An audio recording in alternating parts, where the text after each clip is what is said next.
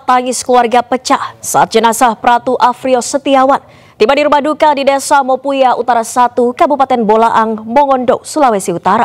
Pratu Afrio Setiawan merupakan salah satu korban dari 4 anggota TNI yang tewas akibat ledakan pemusnahan amunisi tak layak pakai.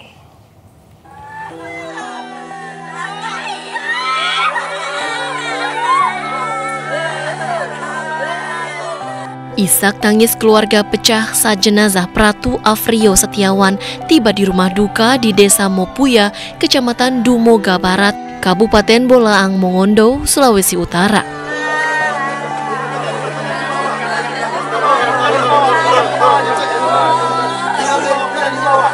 Pratu Afrio Setiawan merupakan salah satu dari 4 anggota TNI bersama 9 orang warga sipil yang tewas akibat pemusnahan amunisi tak layak pakai di Desa Sagara, Kecamatan Cibalong, Garut, Jawa Barat. Pratu Afrio Setiawan merupakan anak pertama dari 2 bersaudara.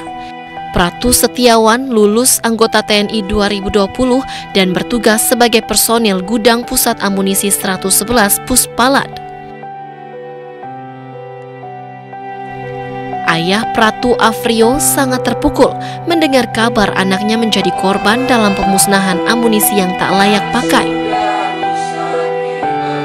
Pertama dari ibu, baru kita lari kemari, kita tanya sama adik langsung balik ke Kalimantan, baru kan masih simpang siur itu, baru DP setengah 7 itu baru tahu kalau itu Afrio Setiawan.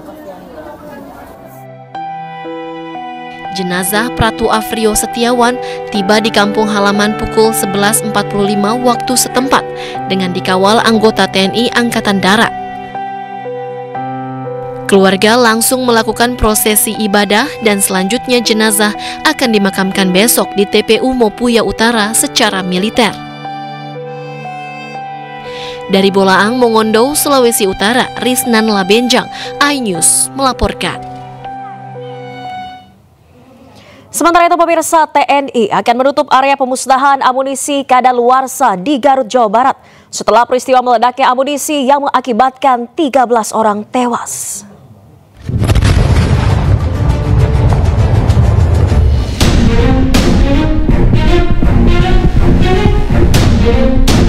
Tentara Nasional Indonesia melakukan sterilisasi di area menuju titik pemusnahan amunisi kadaluarsa atau tidak layak pakai di daerah pesisir Garut, Jawa Barat. Penutupan dilakukan untuk memastikan tidak ada warga sekitar yang mendekat ke lokasi setelah kejadian meledaknya amunisi yang mengakibatkan 13 orang meninggal dunia. Selain di area menuju titik pemusnahan, TNI juga mensterilisasi lokasi ledakan untuk dapat melakukan olah TKP dan mencari penyebab meledaknya amunisi. Sebelumnya, sudah ada juga tanda yang menyatakan daerah berbahaya untuk pemusnahan amunisi tidak layak pakai yang dipasang dengan jarak kurang lebih 1 km dari titik ledakan. Dari Garut, Jawa Barat, Hamzah Hasibuan, Rizky Ikhwal, iNews melaporkan. Sebelumnya pemirsa, Pangdam 3 Siliwangi Maijen TNI Dadang Arif Budiman mendatangi lokasi pemusnahan amunisi kadaluarsa milik TNI Angkatan Darat pasca peristiwa meledaknya amunisi. Kunjungannya dalam rangka ikut melihat jalannya investigasi kejadian.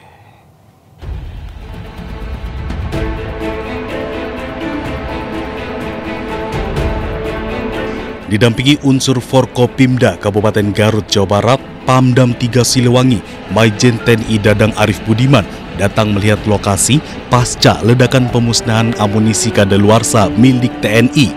Sekaligus untuk melihat secara langsung proses investigasi terjadinya ledakan saat pemusnahan amunisi kadaluarsa tersebut. Sementara itu, saat ditanya awak media soal keterlibatan warga sipil dalam pemusnahan amunisi, Pangdam 3 Siliwangi menjawab bahwa semua itu akan terungkap setelah investigasi selesai dilakukan. Tim investigasi belum selesai ya. Nanti timnya kan masih bekerja ya. Itu masih layak nggak dan untuk dilanjutkan dan? Nah kita lah, tergantung nanti tim investigasi ya. Sekarang steril kan ya? Oh lagi steril, udah steril. Kedepannya sipil dilibatkan nggak Bran?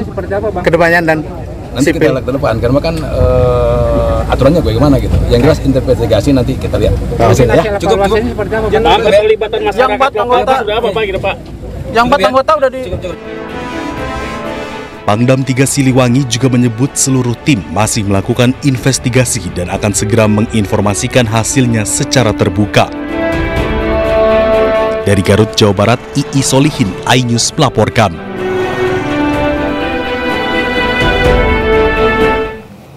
Dan pemirsa, Ketua Komisi 1 DPR RI Utut Adianto merespon soal ledakan saat pemusnahan amunisi kadaluarsa di Garut, Jawa Barat yang menelan korban jiwa 13 orang. Terkait hal itu, Komisi 1 DPR akan memanggil pihak TNI.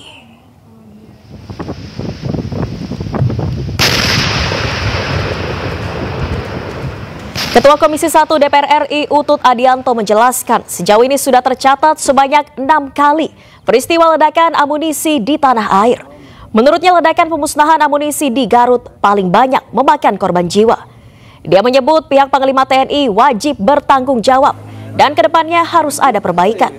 Komisi 1 DPR akan memanggil pihak TNI terkait peristiwa yang menewaskan belasan jiwa. Apakah ada faktor kecerobohan dan tentunya harus dilakukan dengan pengawasan. Utut menyebut agenda pertemuan tersebut akan dilakukan sebelum masa sidang di DPR. Kapan kita memanggil, kita akan segera. Tentu mudah-mudahan sebelum masa sidang ini. Kalau udah masa sidang depan kan nanti sudah ini bukan soal hangat atau tidak, tapi ini soal kemanusiaan dan soal strategi. Kalau seteledor ini potensi bisa terjadi di mana-mana. Dan kemarin itu ada kolonel yang gugur, ada mayor yang gugur, ada masyarakat sipil yang wafat. Ini semua tentu kita semua berduka dan ini tidak boleh lagi terjadi. Ini soal dedicated to excellence, sikap dalam bekerja, jangan ceroboh, aturan harus ditaati, ada komandan yang jaga, ada orang yang terus untuk hal-hal gini nih harus nggak boleh sembarang orang. Nah ini yang harus kita tegaskan. Apakah mereka nggak punya aturan? Ya pasti punya. Tetapi ini lebih kepada sikap, kepada kultur. Ini panjang ngobatinnya, nggak bisa segera. Perusahaan Sanel Tour and Travel di Pekanbaru Riau ditutup sementara akibat kasus penahanan ijazah mantan karyawan. Penutupan dilakukan setelah Wakil Menteri Tenaga Kerja Immanuel Ebenezer melakukan sidak ke lokasi tersebut untuk kedua kalinya.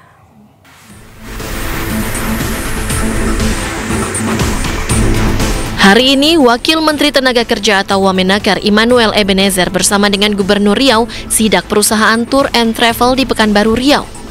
Perusahaan bernama Sanel Tour and Travel ini menahan ijazah karyawannya. Meski Wamenakar menggunakan pakaian dinas, namun manajemen perusahaan tetap tidak menemuinya dan diwakili kuasa hukumnya. Wamenakar meminta perusahaan mengembalikan ijazah pegawainya. Wamenakar dan Gubernur Riau sepakat untuk menyegel perusahaan tersebut hingga masalah penahanan ijazah karyawannya selesai. Ya kita berharap backingnya keluar nih. Kita berharap backingnya nongol. Ya, kita tabrak backingnya sekalian. Kalau ya, di Snaker sendiri gimana Pak? Kalau ada di Nasker nih, khususnya nih saya tegaskan, kalau ada dari Dinas Tenaga Kerja yang bermain-main dalam hal ini, kita copot, kita tindak. Ya, tuh. Ini pelaku usaha, posisi kita tidak membatasi mereka. Kita hanya ingin menegakkan norma-norma terkait ketenagakerjaan. Kemudian kita memediasi, misal ada problem industri terkait hubungan kerja yang kurang bagus, kurang harmonis, ayo kita selesaikan dengan cara dialog. Itu tugas kita harus menjadi jembatan komunikasi yang baik antara negara dan warga negaranya dan pengusahanya. Jadi disampaikan Pak Gubernur tripartit itu penting, kayak gitu kira-kira. Oke. Sebelumnya, informasi penahanan ijazah didapatkan Wamenakar dari laporan pegawai. Dari laporan yang ada, sekitar 52 ijazah milik pegawainya masih ditahan. Hal ini disampaikan para pegawai yang hadiri audiensi dengan Wamenakar dan Gubernur Riau di kantor Gubernur Riau. Mereka berkeluh kesah akan sulitnya mendapatkan kembali ijazah milik mereka. Tim Liputan iNews melaporkan. Sebelumnya pada April lalu, pemirsa, Wakil Menteri Ketenagakerjaan RI Immanuel Ebenezer melakukan sidak terhadap perusahaan Sanel Tour and Travel yang menahan ijazah karyawannya. Immanuel kesal pemimpin perusahaan tak kunjung menemuinya. Saya dipaksa. Siapa yang maksa kamu? Siapa yang maksa? Ujung kurang aja begitu ya ngomong paksa. Sabar ya. Bilang maksa, siapa yang maksa kamu? Aduh, saya tadi kita bilang telepon. Kayak apaan aja kita? Kasih aja nomornya di sini, kita nggak maksa. Sekarang kita mau konfirmasi. Iya. Maksa kamu ngomongnya. Ada. Sama nih kayak Surabaya nih, konyolnya nih. Wakil Menteri Ketenagakerjaan RI Immanuel Ebenezer terlihat kesal saat melakukan inspeksi mendadak di perusahaan Sanel Tour and Travel di Jalan Tuku Umar, Pekanbaru karena tidak ada penanggung jawab perusahaan yang hadir menemuinya. Bahkan saat ia meminta untuk bertemu pimpinan perusahaan, karyawan pun tidak menggubrisnya. Tidak ini, tidak itu, tidak ini, tidak itu. Padahal kita institusi negara, nggak dihargai sama mereka.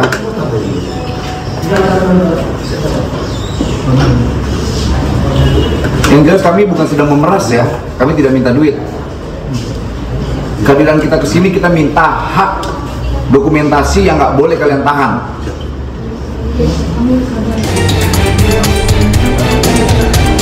Sidak yang digelar beberapa waktu lalu itu dilakukan menyusul adanya dugaan penahanan ijazah milik 12 mantan karyawan Sanel Tour and Travel. Harus saya lakukan hal yang terbaik, kembalikan ijazah kawan-kawan yang ditahan, udah itu doang. Kita nggak mau minta yang lain-lain. Kalau itu pun susah, saya akan perintah pengawas saya untuk melakukan penggeledahan. Immanuel mendesak perusahaan jasa itu segera mengembalikan ijazah para mantan karyawannya. Jika dalam waktu dekat perusahaan tidak juga mengembalikan, maka terancam disegel bahkan ditutup. Diketahui alasan perusahaan menahan ijazah sebagai jaminan apabila ada barang hilang. Namun nyatanya hingga para karyawan berhenti bekerja, perusahaan tidak kunjung mengembalikan ijazah yang ditahan. Dari Pekanbaru Riau, Indra Yoserizal, iNews melaporkan.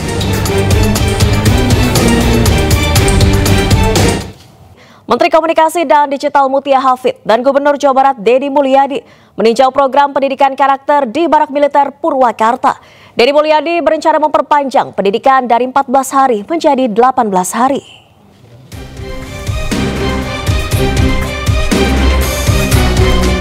Menteri Komunikasi dan Digital Mutia Hafid bersama Gubernur Jawa Barat Deddy Mulyadi mengunjungi siswa yang tengah menjalani pendidikan karakter di Barak Militer Resimen Armet 1 Stirayuda Purwakarta Rabu pagi. Dalam kunjungannya, Menkom Digi dan Gubernur Jawa Barat menyapa pelajar dan melihat langsung proses pendidikan karakter yang ditanamkan oleh pembina dari unsur TNI.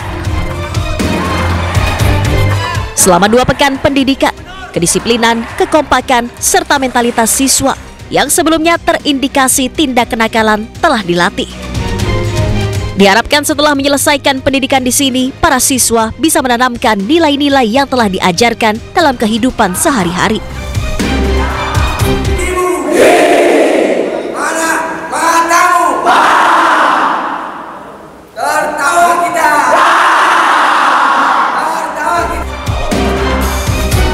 Sementara Menkom Digi menyampaikan pihaknya akan terus memonitor para siswa peserta pendidikan di Barak Militer. Karena banyak di antaranya yang terindikasi kenakalan karena tidak bijak dalam menggunakan gawai atau minim literasi digital. Karena kan kita harus ada ketersediaan SKB secara sempurna. Toiletnya, kemudian gedungnya lagi dicat, lingkungannya lagi dibersihkan. Sehingga anak-anak ini dari sini nanti pindah ke SKB. Nah di SKB itu nanti kita langsung belajar akademik di setiap ruangan, tetapi pelatih disiplinnya tetap disiapkan. Kami akan minta 5 orang dari resimen ini untuk menjadi pelatih tenaga pendamping guru. Dari kami kan concernnya bagaimana untuk mengembalikan anak-anak Indonesia itu sehat, kuat, baik dari sisi mental maupun fisik. Yang kita lihat dari mengatur perilaku anak di ruang digital, termasuk potensi kecanduan, potensi kehilangan konsentrasi.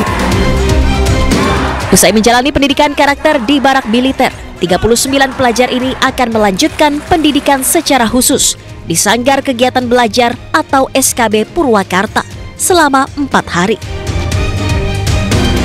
Dari Purwakarta, Jawa Barat, Irwan Ainius melaporkan.